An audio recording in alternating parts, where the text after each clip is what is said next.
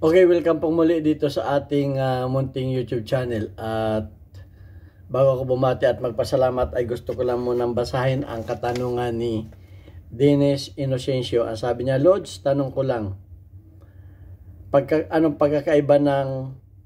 sorry, hindi pala ito. Nagawa na natin video. Ang topic pala natin ngayon ay mula kay Fred Mulihar. Sabi niya, Idol, alin ang mas maganda? Caliber 45 or caliber 40? Okay, so yan ang ating anuhin natin yan. Alin daw ang mas maganda? Okay, so bago natin yan sagutin ay gusto ko lang kayong pasalamatan dahil tayo umabot na sa 46,700 plus na mga subscribers dahil yan sa inyong pagla-like at pag-share ng ating mga videos. At lalo tigit maraming salamat din sa mga hindi nag-skip ng ads dahil nakatulong naman kayo para madagdagan yung ating revenues. Dahil ang ating YouTube channel ay ginawa ko para masuportahan yung ating pagcha-charity na tinutulungan natin ay 6 na estudyante na anak ng mga single parent. At maraming salamat lalo tigit do sa mga nagpadala dito sa ating GCash number. Huwag po ninyong tawagan yan GCash number na yan dahil yan po yung anak ko na tresurera ko na tumatanggap ng inyong mga tulong para may paabot sa ating mga beneficiaries. Huwag po ninyong tawagan para bumili ng baril. Wala po kaming ibinibintang baril. Nagrereklamo na po yung anak ko. Maraming tumatawag sa kanya. Hindi po kami nagbibinta ng baril. At tumawag kayo dyan, kayo mag-message para kayo ay ma-recognize ng ating YouTube channel. Kagaya ni Aljon Dating at ni Jubit Francisco ng Teresa Rizal. Okay, at lalo tigit maraming salamat kay Noli Peace America na sa walang sawang pagpapadala sa ating pagtulong sa ating mga beneficiaries na nagpapadala sa ating premier videos. Malaki na sirang naitulong ninyo sa ating mga bata na tinutulungan. Kaya pagpalain kayo ng ating Panginoon at bigyan ng maraming pagpapala at mabuting kalusugan para marami pa kayong matulungan. Okay, ayan, at pupunta na tayo dito sa 45 or caliber 40. Okay, ako lang ay nababas pagka ganitong topic pero hindi ko maiwasang i-topic ito. Dahil yung iba nating mga shooter, mga subscribers, pag ang baril nila ay 9mm o ganun, ay pinipintasan yung ibang kamukha pag ang baril nila ay mga shadow, ganun. Ayun, pinangangalandakan pa na yun daw kanilang shadow ay ang dami nang naiputok, libo na daw, ay hindi daw naman nasira. Samantalang yung aking ditong sisi delikado dahil naputulan ng ay hindi naman nila alam kung gaano kadami ang pinuputok ng aming mga shooter, ng aming mga customer dito. At delikado pa raw, mga ganun, dami sinasabi. So, pinipintasan yung pati yung ating magawa. So, hindi ko mo maganda ang baril natin, ay pangit na yung ibang baril. Kung kumuglak yung baril natin, ay pangit na yung ibang baril. O kung caliber 40 yung ating baril, ay pangit yung 9mm at pangit yung 45. Hindi po ganoon. Yan po ay lahat ng baril ay may pros and cons. Depende po pati yan sa kung anong gusto at kung ano ang hilig nung mga gagamit ng baril. Kaya yan ay ginawa dahil ang tao ay walang kapanatagan, yung walang kasiyahan. O meron ang gusto ay talagang sobrang lakas. Ang gusto ay may stopping power. Okay, punta muna tayo sa 45. Bakit ginawa ang tanong, bakit ginawa ang 45 caliber o nung year 1900? Bakit ginawa yan ni John Moses Browning? Kasi nga yung mga US Army na napunta sa Mindanao ay natakot dun sa mga Moro, ating mga ninuno na Moro, hindi natatakot sa revolver. Dahil binabaril ng revolver na 38 caliber, ay tuloy pa rin ang sugod at natataga pa nga sila. So, naisipan nila gumawa ng may stopping power o may knocking power. So, kaya na-invento yan. So, kaya naging popular ang hanggang sa ngayon. Iconic ang Colt, ang caliber 45 ACP. Dahil nga sa kanyang significant na may stopping power. Yan talaga ang dyan. Kaya kung ang gusto ninyo ay may stopping power, o di sa 45 caliber kayo, sasabihin naman ng mga basher natin yan, bakit yung 40 caliber ba walang stopping power? Meron din po yan, kaya nga lang nakakalamang dyan yung 45. Sang-ayon niya kahit sa mga eksperto. Dahil nga ang tinamaan daw ng 45 ay parang hinataw ng baseball bat. Kahit tamaan ka sa balikat, talagang tutumba ka. Yun ang sabi ng mga may mga experience na mga law enforcement. Ganyan sa mga nababasa ko. So, yan talaga ang katangian ng 45. Ngayon, masyado namang nadihado itong 9mm at 38 caliber dahil pagkapareho lang ng bullet size, ng bullet diameter yan masyado namang nadihado. Kaya nung 1990s, ang Smith & Wesson ay nag-produce ng caliber 40 ang Smith & Wesson. Yan ay noong January 1990. Nag-produce sila ng pistol na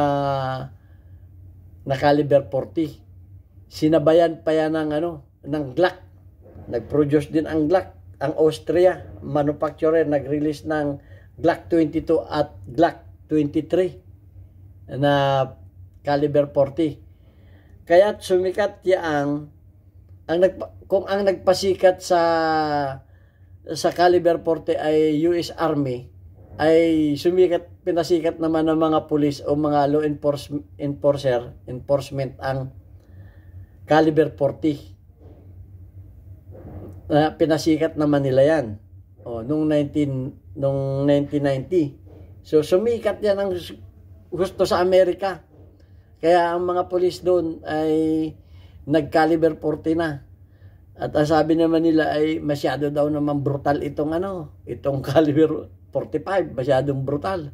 At ang isa pa ay mas maganda mas marami ang capacity. Nasa 13. Pero naglabasan din may lumabas din naman ng mga high cap na mga 45, 14+1 naman. So pero ako mas gusto ko yung hawakan yung 7 yung standard na 7 at saka yung 8 7+1 na grip. Yung standard mas masarap hawakan yun. Dahil kung maliit lang yung ating kamay ay nahirapan tayo sa lalo kung strong hand at weak hand ang gagamitin natin. So ayan, kaya nga yan ay conforme sa inyong gusto. Hindi yan sinasabi na pangit yung na binabasa ko ng iba. Wala yan, makaluma na yan, 45 na yan, panahon pa ng kupong-kupok yan, yung mga ganun mga.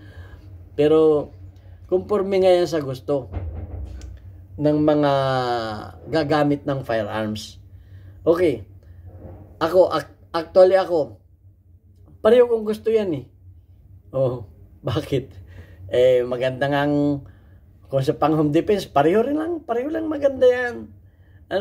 Ang problema lang dyan ay kung marunong ka bang magpatama. Okay, 45 ngayon gamit mo, hindi ka naman marunong magpatama.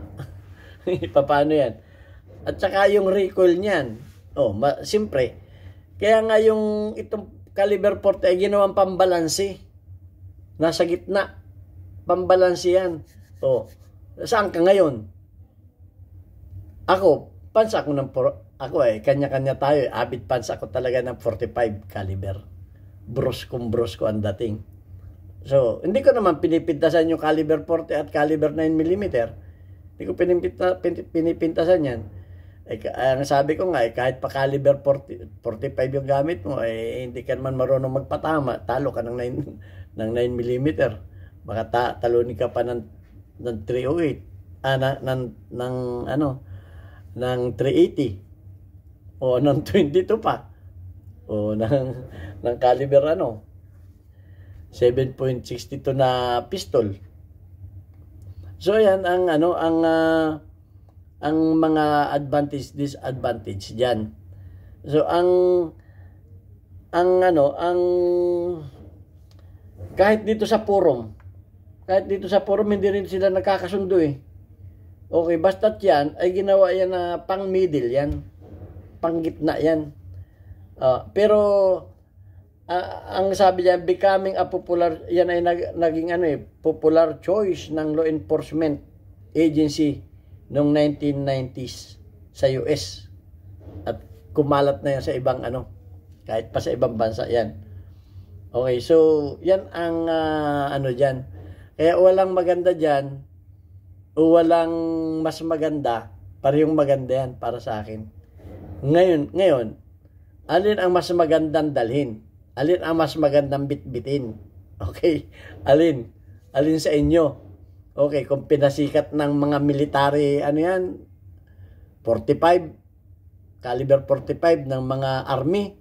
Ito naman, ang sabi naman dito, popular choice ng law enforcement agencies. Yung mga police, mga FBI, yan. Mga law enforcement agencies, yan naman ang pinasikat. So, yan.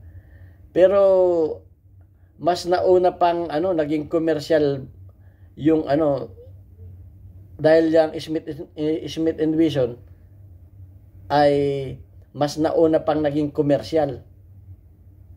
Naging commercial ang Glock 40 si Smith & Wesson. Yan ay sabi dito sa history. Hindi ako nagsabi niyan. Binabasa ko rin lang yan. Ngayon ko rin lang nalaman yan. Okay, so, ang sa akin dyan, anong gusto ninyo? Mas malakas na stopping power? Mas, kumbaga, mas magandang pang home defense? Parehong magandang pang home defense yan. Sa stopping power lang nagkakatuloyan. May stopping power ang caliber 40, pero mas malakas ang stopping power ng 45, pero sa distansya ng babarilin mo. Alin ang mas mas malayo ang sa malayuan. Mas maganda sa malayuan ang 40, caliber 40. Dahil mas malaki ang velocity niyan. Mas malakas ang velocity niyan. Pag malakas ang velocity, mas malayo ang nararating. Yan naman ang Ako naman, pagdating sa 45, walang problema sa akin kasi pinag-aralan ko na diyan yung pag-compensate. Pag malayo ang babarilin mo, saan mo pa aim? Sa ulo. Kasi malakas ang drop niyan eh. Malakas ang drop niyan. Mas malakas ang drop. Yun na, para sa akin yun Pag malayo ang binabaril ko sa ulo. Kasi malakas ang drop ng heavy bullet. O saan ang bagsak niyan? O di pa baba yan. Neck or chest. O pag yan ay inano mo sa chest at malayo yung binaril mo, stomach ang dating niyan. O saan ang vital? Ang vital dito. Chest. Neck and chest. O di ba? Gano'n naman 'yan. Ang para sa akin, hindi ko inaano yung para sa inyo. Kasi nga pagdating sa velocity, mas malaki ang drop ng 45 caliber. Pag sa malayuan, mas maganda ang 40 caliber. So kanya-kanya talaga ng pros and cons ang mga firearms. Lahat yan ay wala tayong tulak-kabigin yan. Ang importante dyan, alam natin gamitin ang firearms. Kaya anong caliber niyan? Kahit pa mas malaking caliber yan, Yung recoil, ang isa pa diyan yung recoil. Mas malakas ang recoil ng ng 45 kaysa sa 40. Ang tinitingnan din yan, mas mura ang bala ng ng 40 kaysa sa 45. May mga lugar lang na mahirap hanapin ang bala ng 40. May yung availability ng bala. May mga lugar na mahirap hanapin yung bala ng 40. May lugar din naman na mas available ang Conforme nga yan eh. So ayan ang ko diyan. Yan ang assessment ko diyan sa dalawang baril na yan. Para sa akin bagaman mas modern ang 40, ay senior citizen ako mas gusto ko yung kumbaga sa mga kaedad ko sa 45 ako mas gusto ko dahil ang pag talaga sa kumbaga sa panggera mas higher yung caliber isang-isa lang talagang may paglalagyan ang sabi nga.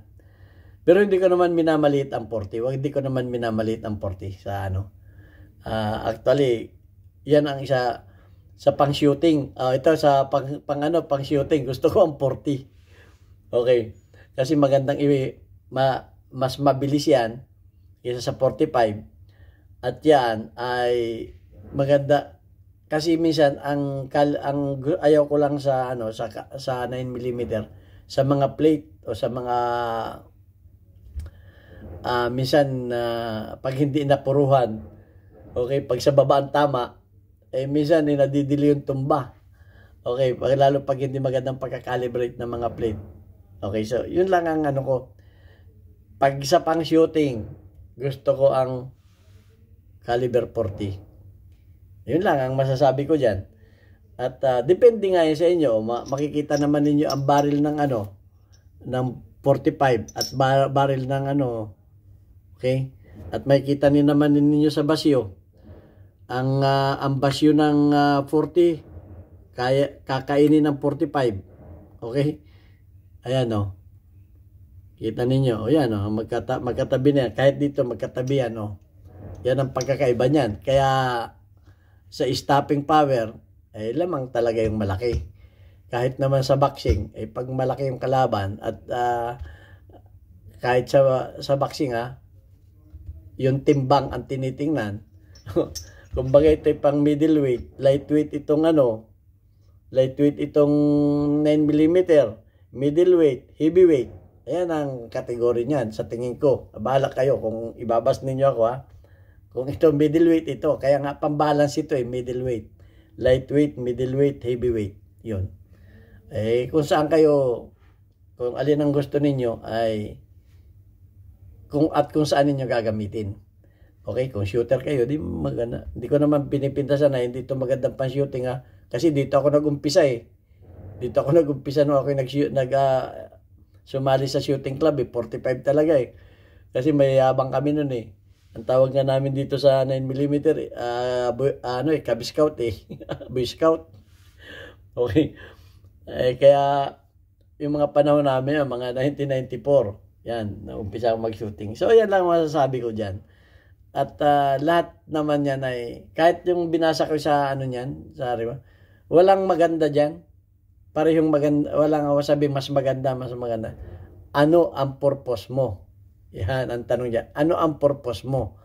At ano ang build ng katawan mo? Pagpating ka, payat mo, naka 45 ka, baka sa recoil, hindi mo kayanin. Okay, so yan. Kaya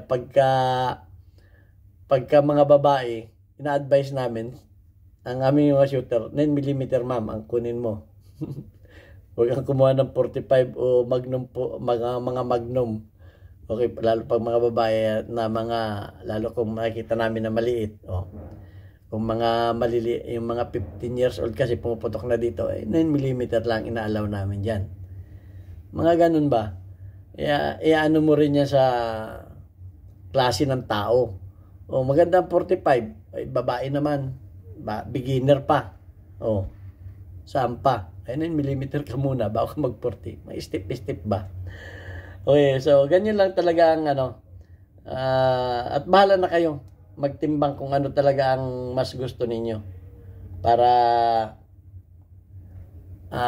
hindi tayo nagiging asiwa kumbaga sa Okay, ito na ang ating community spotlight. Si Unico Eho, shout out sa iyo, meron kang 100 engagement. Shout out sa iyo Eddie Garcia, meron kang 3 engagement. Shout out sa iyo Karim Sapayani, meron kang 36 engagement. Shout out Boy Cortez, meron kang 1 engagement. At shout out kay Lorenzo Lindres, meron kang 61 engagement. Shout out din sa mga kababayan ko sa Pinamalayan Oriental Mindoro.